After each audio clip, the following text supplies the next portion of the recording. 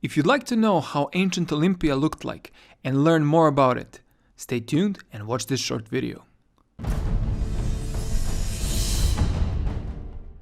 Hi, my name is Mark Leichner from MMAcoach.net, where we help coaches, fighters and enthusiasts reach their full MMA potential. Today's video, as you might have guessed, is different from what I usually do. Today I'm going to walk you through Ancient Olympia, which is a place where ancient Olympic Games used to take place, which are a precursor to modern Olympic Games. And for that purpose, I'll be using Ubisoft's Assassin's Creed Odyssey. Actually, Assassin's Creed Odyssey Discovery Tour. So it's like having a tourist trip to ancient Greece, and in this particular example, we're choosing Ancient Olympia.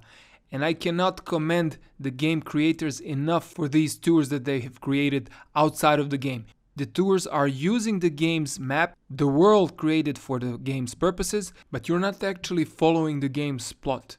You are there, you are playing in a way, but only so you can visit the places that you're supposed to visit. In our case, Ancient Olympia. As MMA Coach is a fighting channel and website, I chose to show you Ancient Olympia because it is where athletes did boxing, wrestling and pankration, and you will see a little bit of that in the guided tour. Not too much, and if you want to, I can make a separate video on that, but I think it's very important for all of us who are interested in sports and martial arts to know more about Ancient Olympia. Enjoy!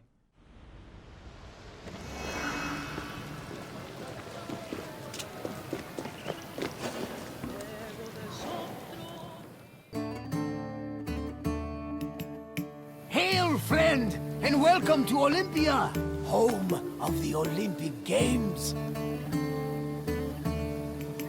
My name is Varnavas, and I'm a ship captain. Don't be fooled by my eye. Though I've seen my share of combat, I mostly stick to trading these days. Well, trading and introducing visitors like you to wonderful sights like this. I've often dreamed of competing in the games. If my sight was better, my legs and arms were stronger, and my coin purse was fatter. But that is not what the gods want, so I continue making the best of the path they've laid out for me. We're standing in the main section of Olympia, where the Olympic Games themselves took place. Over the course of the festival, athletes competed against each other for prestige and glory to honor themselves and their cities. Enjoy your visit, friend. I'll check in when you're done to make sure you've been paying attention.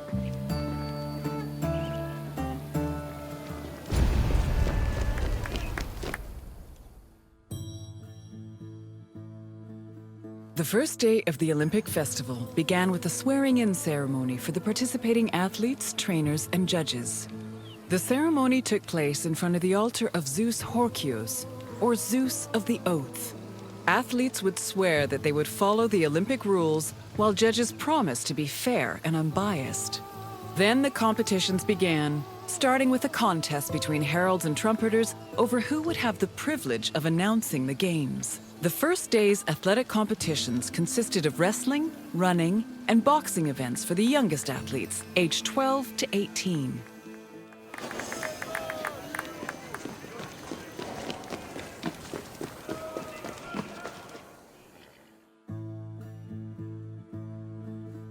The second day began with a grand procession into the Hippodrome to celebrate the start of the popular equestrian events. The most anticipated and spectacular of these was the Quadriga, a 4-horse chariot race. Horse racing events were unique in that the winner was not the most skilled jockey, but the owner of the fastest horse or chariot. The Spartan princess Caniska once took advantage of this loophole to skirt the rule that women weren't allowed to compete and earned 2 Olympic victories in the process. The rule also allowed for occasionally strange results, like in 416 BCE, when the statesman Alcibiades entered 7 chariots into a race and won 1st, 2nd, and 4th place. After the equestrian competitions, the 40,000 spectators migrated to the stadium to watch the pentathlon events. When the day's events were over, funeral rites were performed for the hero Pelops, the mythical founder of the Olympic Games.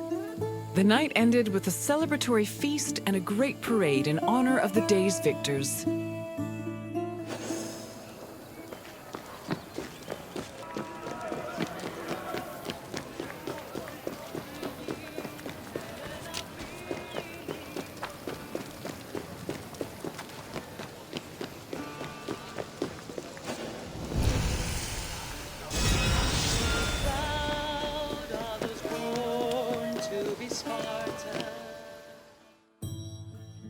Victory at the Olympic Games was one of the highest honors a mortal could achieve, and there were several ways to immortalize that honor.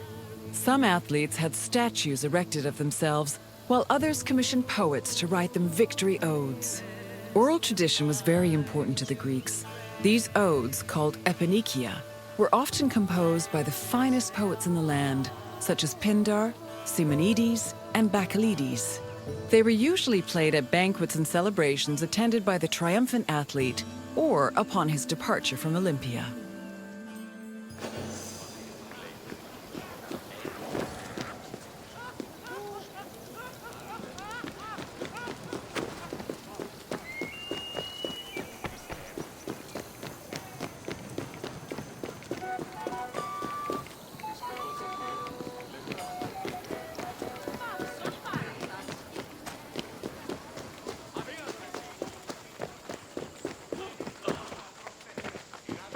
The Pentathlon took place at the stadium on the second day.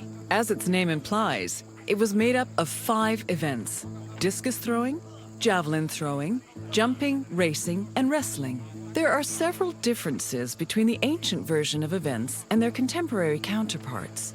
For example, ancient long jumpers held weights in their hands to give them momentum to launch, since there was no run-up before the jump. Similarly, if an athlete won the first 3 events, they were immediately declared the winner, instead of being judged by their overall performance in all 5 events. Running events work the same as they do today, with the notable exception of all the athletes being nude. As for wrestling, competitors were not divided by weight class as they are today, but instead by age.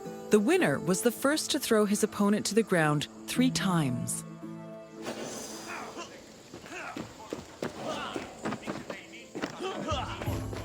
Day 3 started with the most important event of the festival.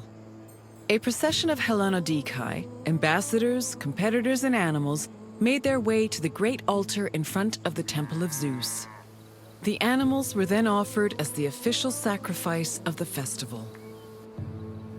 The afternoon of Day 3 was dedicated to foot racing events. Running was the oldest event of the Games, and in fact was the only event at the first Olympics. The main race was called the Stadion, which was a sprint of around 180 meters. The winner was granted the honor of lending his name to the 4-year period between the Games. This period was known as the Olympiad. The 4 years that followed the first Games in 776 BCE were known as the Olympiad of Coroebus of Elis, the first Olympic champion. Once all the competitions were over, a public banquet was held in the Preta Neon to celebrate the day's victors.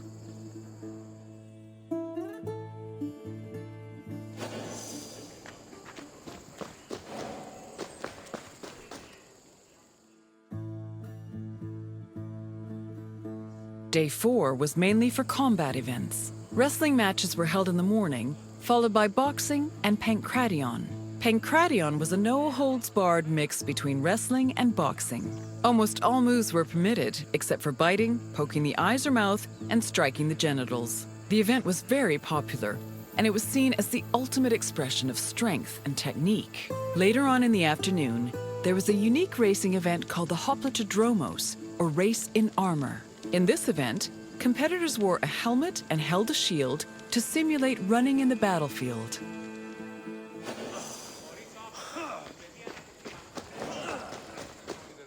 The Hellanodikai, or judges of the Greeks, were both the game's adjudicators and their organizers.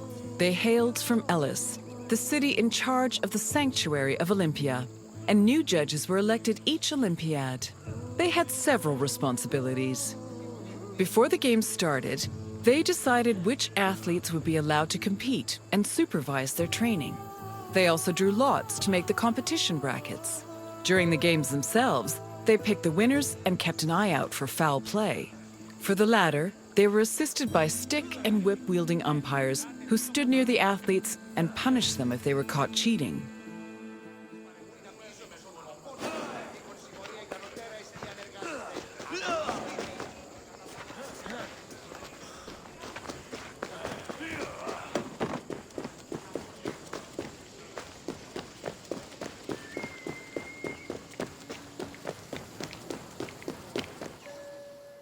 Victory in Olympia was one of the most prestigious honors in all of Greece. Not only would victors be showered in glory in their home city, but their names would be known across Greece. The temptation to glory led some athletes to break their oath to Zeus and cheat. This could be dangerous, as there were many possible punishments should cheaters be caught. They could be disqualified and fined, or if they were caught cheating during a match, they would be beaten by nearby umpires. The most powerful deterrent of cheating, however, was shame. At the foot of Mount Kronios and on the way to the stadium were a group of bronze statues called Zanes, the plural of Zeus. These statues were inscribed with the names of the cheating athletes, how they cheated, and the fine that was imposed. The Zanes, which were funded by cheaters' fines, were strategically placed to be highly visible. Individuals or even entire cities could be found guilty of cheating.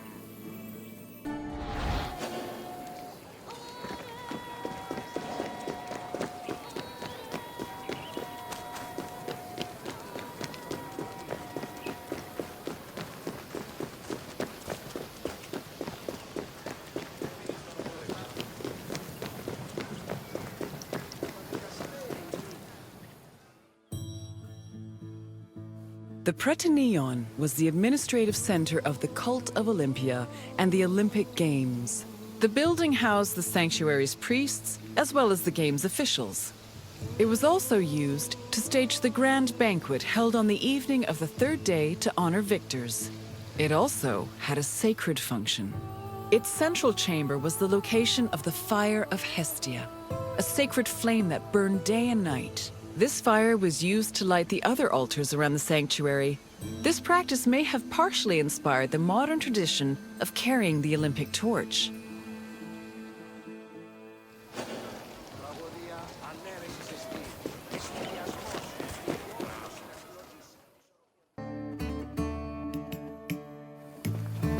Hello again! I hope you enjoyed your visit. With their spectacular events and lavish banquets, the Olympic Games were a feast for the senses. I am certain even Zeus himself was entertained by the festivities. Now, is there anything else you'd like to do? Very well. Safe travels, my friend. I hope that you have enjoyed this tour, and I can highly recommend that you try the Discovery Tour of the Assassin's Creed Odyssey. I downloaded the Odyssey Discovery Tour so I can visit the famous spots in ancient Greece. And there are many more, not just Olympia. Would you like me to do another video like this one? I'm thinking about Sparta because Sparta can be of interest to people that do martial arts. So if you'd like me to do Sparta, let me know in the comments below. If you like this video, like it and share it, and you can also subscribe to my channel. And if you'd like to take your MMA training further, check out my instructionals. My name is Mark Leichner from MMAcoach.net, and I will see you again very soon.